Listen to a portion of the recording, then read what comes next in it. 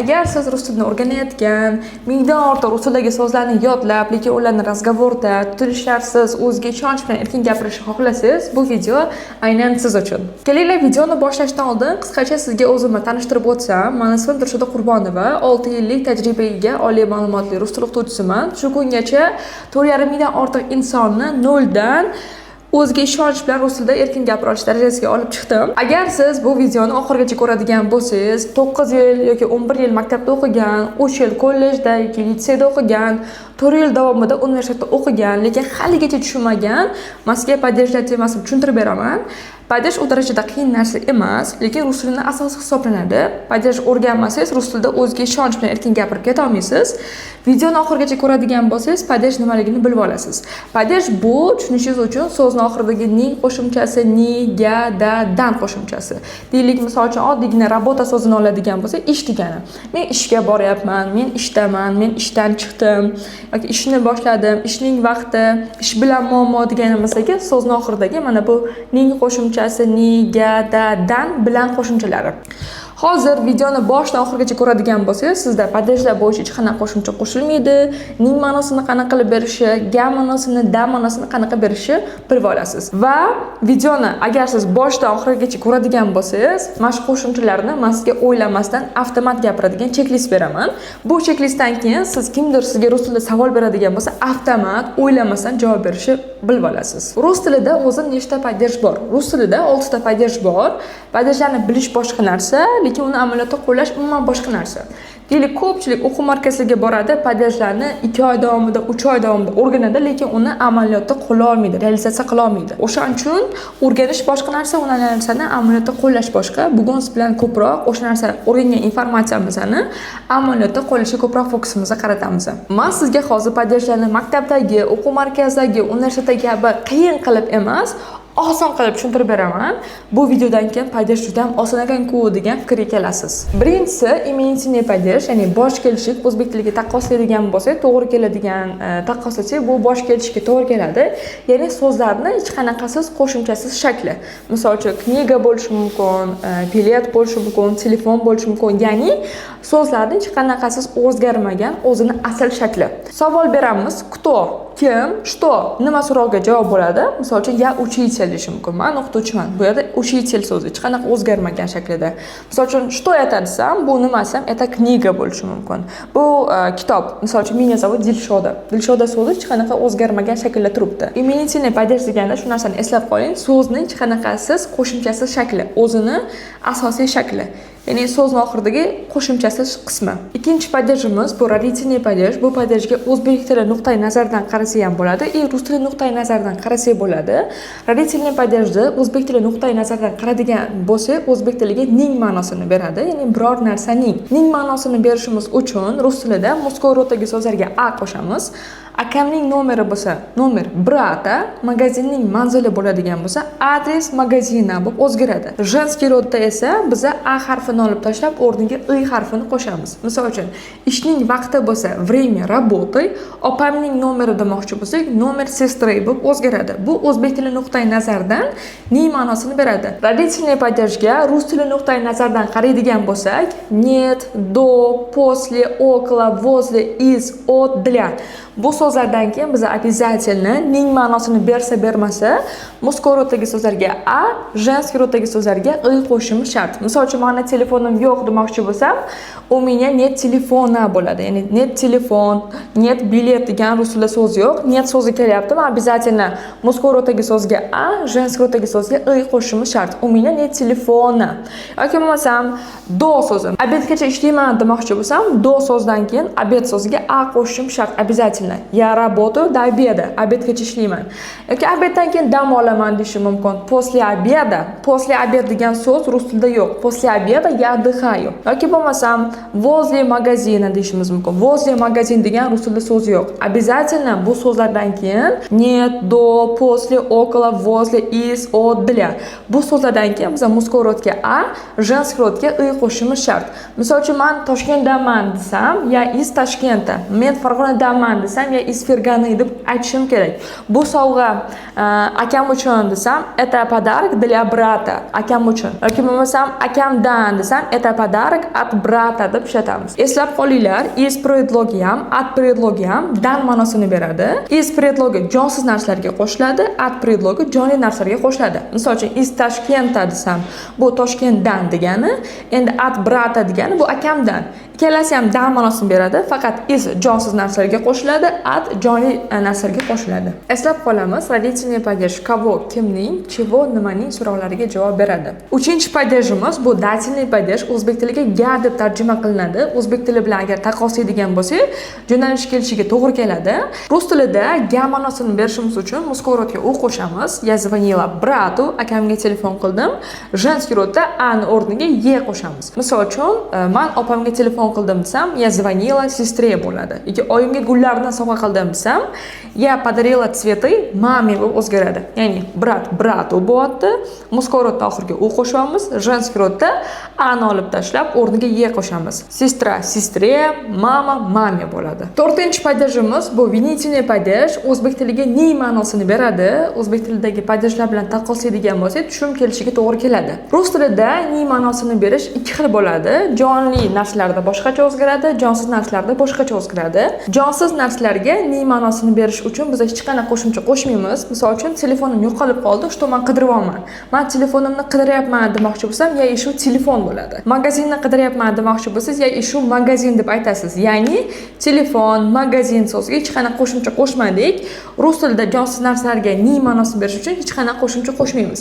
Agar jonli narsa bo'ladigan bo'lsa, biz a qo'shamiz. Akamni kutyapman. Я жду брата. Brat so'ziga a qo'shamiz. Eslab qolamiz, ni ma'nosini berishimiz uchun biz muskorodda jonsiz narsalarga hech qanday qo'shimcha qo'shmas ekanmiz, jonli narsalarning oxiriga a qo'shar ekanmiz. Endi eslab qolishingiz kerak bo'lgan narsa, agar bizani padejimiz женский rodda bo'ladigan bo'lsa, женский roddagi so'zlarga ni ma'nosini bermoqchi bo'lsak, jonlimi, jonsizmi farqi yo'q, u qo'shib ketaveramiz. Я начала работу, я жду сестру. Opamni kutyapman yoki ishni boshladim. Shuning uchun ham винительный падежda savoli ikkita: kavo kimni, что nimani. Bilyapsizmi, nimani deyish uchun что degani biz именительный падежda ham bu savolda qaytardik. Что nima degani, misol uchun kniga bo'lishi mumkin, telefon bo'lishi mumkin. Nimani demoqchi bo'lsak ham что savoli bilan beramiz. Kavo kimni, что nimani. Eslab qoling, ni ma'nosini berish uchun jonsiz narsalarda muskorodda hech qanday qo'shimcha qo'shmaymiz. 5-padejimiz bu творительный падеж. Творительный падеж o'zbek tiliga bilan ma'nosini beradi. Biza творительный падежda o'zbek tilidagi birorta kelishik bilan taqqoslay olmaymiz, chunki o'zbek tilida bunaqa padej yo'q. Bilan ma'nosini berishimiz uchun biz asosan muskorodga om qo'shamiz, женский rodga oy qo'shamiz. Misol uchun, men akam bilan yashayman desam, я живу с братом bo'ladi. Ya'ni brat so'ziga oldidan s predlogini ishlataman, oxiriga om qo'shaman. Endi oyim bilan demoqchi bo'lsam, я живу с мамой. Oldidan s predlogini ishlataman, oxiriga oy qo'shaman. С сестрой bo'lishi mumkin, с другом bo'lishi mumkin. Ya'ni qoida juda ham oddiy. Bilan ma'nosini bermoqchi bo'lsangiz, muskorodga om qo'shasiz, женский rodga oy qo'shasiz, oldidan s predlogini ishlatasiz. Eslab qolamiz, bilan ma'nosini berish uchun so'zlarni oldidan s predlogini ishlatamiz, oxiriga muskorodga om, женский rodga oy qo'shamiz. Akam bilan demoqchi bo'lsam, s bratim bo'ladi, oyim bilan demoqchi bo'lsam, s mamой bo'ladi. Do'stim bilan demoqchi bo'lsam, s другом, opam bilan demoqchi bo'lsak, s сестрой bo'lib o'zgaradi. Qoida juda ham oddiy, bilan ma'nosini berish. Rus tilida творительный падеж с кем, kim bilan, с чем, nima bilan so'rog'iga javob bo'ladi. 6-padejimiz bu предложный падеж, o'zbek tiliga da ma'nosini beradi, undan tashqari haqida ma'nosini ham beradi. Предложный падеж где, qayerda so'rog'iga javob bo'ladi, undan tashqari о ком, kim haqida, о чем, nima haqida so'rog'iga ham javob bo'ladi. Da ma'nosini berishimiz uchun so'zlarni oldidan va yoki na predlogini ishlatamiz, oxiriga muskorodga ham, женский rodga ham ye harfini qo'shamiz. Men magazindaman, я в магазине, ishdaman, я на работе. Hozir sizda savol tug'ilgan bo'lishi tabiiy, qachon va predlog ishlatiladi, qachon na predlog ishlatiladi. Va predlogini biz ishlatamiz usti yopiq narsalarga, ya'ni krishasi bor, tomi bor bo'lsa, biz bu holatda va predlogini ishlatamiz. Misol uchun, men magazindaman demoqchi bo'lsam, я в магазине. Men ko'chadaman demoqchi bo'lsam, na predlogini usti ochiq narsalarga ishlatamiz. Я на улице, men ko'chadaman. Men yo'ldaman ishlataman demoqchi bo'lsam, yana дорогие bo'ladi. Eslab qolamiz va usti yopiq narsalarga, na usti ochiq narsalarga ishlatiladi. Ikkinchisi, biz shahar yoki davlat nomlari oldidan va предлогini ishlatamiz. Men Toshkentda yashayman, я живу в Toshkentda. Men Amerikada yashayman, я живу в Amerika. Tadbirlarga nisbatan esa biz na предлогini ishlatamiz. Men konsertdaman demoqchi bo'lsangiz, yana konsertda bo'ladi. Men bayramdaman demoqchi bo'lsangiz, yana праздники deb ishlatasiz. Eslab qolamiz, qoida juda ham oddiy. Da ma'nosini berishimiz uchun biz so'zlarni oldidan va yoki na предлогini ishlatamiz, oxiriga мужской rodga ham, женский rodga ham ye qo'shamiz. Shunda bizda kelib chiqadi da ma'nosi. Men magazindaman, я в магазине, men ishdaman, я на работе. Sizlar bilan hozir rus tilidagi padejlarni ko'rib chiqdik. Ya'ni padej bu nima degani ekan? So'zning oxiridagi ni, ga, da, dan bilan qo'shimchalar ekan. Tushunishinglar uchun men padej nimaligini o'qishga kirganimdan keyin tushunganman. Birinchi kurslik paytimda tushunganman. Просто нам родительный, дательный, творительный borligini bilardim, lekin buni qayerda va qachon, qaysi holatda ishlatilishini bilmasdim. O'zim 8-sinfdan beri rusni o'rganib kelaman. O'qishga kirgan paytimda men rus tiliga tushunardim, lekin gapira olmasdim. O'zimda juda ham rusni o'rganish og'riqli bo'lgan, juda ham qiynalganman. O'zbek maktabida o'qiganim uchun men rusni o'rgana olmasam kerak degan menda fikr bo'lgan. Bu muammo bitta menda emas ekan, juda ko'pchilikda bor ekan. Men ishoning rusni o'rganish uchun o'quv markaziga bordim, YouTube'da videolar ko'rdim, testlar yechib ko'rdim, o'zim mustaqil o'rganib ko'rdim, lekin baribir gapirib keta olmasdim. Tushundim, lekin gapira olmasdim. 6 yildan beri rusni o'rganib kelayotgan bo'lsam, 4,5 mingdan ortiq insonni o'ziga ishonch bilan rus tilida erkin gapirishiga olib chiqqan metodikalarimdan shuni tushundimki, qachonki inson rus tilida ko'p gapirsagina, ya'ni uni holatida rus tili muhiti bo'lsagina gapirib keta olar ekan. Agar siz ham tushunib gapira olmayotgan bo'lsangiz, masalan, aytishingiz mumkin, "Shoda men bu narsalarni bilaman, lekin gapira olmayapman" deydigan bo'lsangiz, yechimi bitta. Qanchalik siz ko'p gapirasiz rus tilida, o'zingizda shu narsa sizda refleks bo'ladi, keyin o'zingizga ishonch bilan erkin gapirib keta olasiz. Mana misol uchun hozir men o'zbek tiliga, rus tiliga padejlarni tushuntirib beraman. Menda bu narsa o'zbek tili refleks bo'lgani uchun avtomat keladi. Qachonki siz ham rus tilida mana shunaqa refleks holatiga keladigan bo'lsangiz, o'zingizga ishonch bilan keyin gapirib keta olasiz. Ishoning, ming o'quv markaziga boring, grammatikani o'rganing, baribir gapirib keta olmaysiz. Men bu yo'llardan o'tdim, bu narsalarni qilib ko'rdim. Mana shu narsani rusini o'rganish bilan 10 yildan beri shug'ullanayotgan bo'lsam, meni 4 yil umrim rus tiliga tushunib, gapira olmaslik bo'yicha o'tib ketgan. Aynan bu narsa, bunaqa muammo juda ko'pchilikda borligi uchun, rus tiliga tushunib, gapira olmaslik uchun men rus tili 40 kunda kursini yaratdim. Tushunishingiz uchun men kecha chiqib olgan ekspert emasman. O'zbekistonda birinchilardan bo'lib 2 yil oldin bitta potokda 700 ta o'quvchini o'qitganman. Bu hozir chiqayotganlarni ko'rishingiz mumkin, lekin meni metodikam 2 yil oldin ishlagan. Mana shu metodika bilan 4,5 mingdan ortiq insonni o'zga ishonch bilan noldan erkin gapira olish darajasiga olib chiqa oldim. Hozir rus tili 40 kunda kursimni taqdimotini qilib beraman sizga. Bu kursni siz sotib olasizmi, sotib olmaysizmi, mana shu yerda o'tirishimizga maslahat bergan bo'lardim. Nimaga bunaqa deyapman? Rus tili 40 kunda kursida darslar jonli tarzda, doskada tushuntirib beriladi. Haftada 2 marotaba shaxsan o'zim dars o'taman. Qanaqadir savollaringiz bo'ladigan bo'lsa, shaxsan men o'zimdan savollarga javob olish imkoniyati bo'ladi. Kursimizning eng zo'r tomoni boshqalarga o'xshab, biz daftarga yozdirib, vaqtingizni gapira olmaydigan praktikalarga vaqtingizni ketkazmaymiz. Haftada 2 marotaba shaxsan o'zim jonli efirda mavzularni doskada tushuntirib beraman. Undan tashqari haftada 5 marotaba doktorant ustozi sizga jonli muloqot orqali ko'proq siz rus tilida gapirtirib, siz bilan jonli efir qilishadi. Doktorant ustozlar qanaqa bo'ladi deydigan bo'lsangiz, ular universitetda ishlaydi. Universitetda kamida 20 million, 30 million oylik olishadi. Men sizni mana shu kursda maksimal natija olishingiz uchun doktorant ustozlarni kerak bo'lsa universitetdan olib keltirdim. Haftada 5 marotaba sizlar bilan ko'proq muloqot qilib, jonli efirlar orqali sizga darslarni o'tib berishadi. Aytishingiz mumkin, qanaqadir ishim chiqib qolsa-chi, jonli efirga kira olmasam-chi desangiz, agar sizda ertalab vaqtingiz bo'lmasa, kechqurun jonli efirga qatnashsangiz bo'ladi. Kechqurun vaqtingiz bo'lmasa, ertalab jonli efirga qatnashsangiz bo'ladi. Efirlarni zapisda tashlab beriladi, yana qayta ko'rish imkoniyati bo'ladi. Bundan tashqari biza 1,5 soatli, 2 soatli darslarni qayta ko'rish sizni ko'p vaqtingizni olib qolishi mumkin. Shuning uchun biza mana shu darslarimizni qisqa tushuntirilgan varianti, video darslarni ham tashlab beramiz. Yakshanba kuni esa bizda kino ko'rish kuni bo'ladi. Mazza qilib popkornlarni olib kelib, o'zingizga komfort joylarni tayyorlab kino ko'rasiz. Aytishingiz mumkin, "Shoda men kino ko'rsam tushunmayman" deydigan bo'lsangiz, aynan buning uchun alohida kitob yozib chiqaman. Ya'ni kinoda so'zlarni tarjimasi ketadi, so'zlarning tarjimasi, gapda qanaqa holatda kelyapti, gaplarni ham tarjimasini qilib beraman. maksimalni sizni bemalol rus tilini tushunib o'rganishingiz uchun.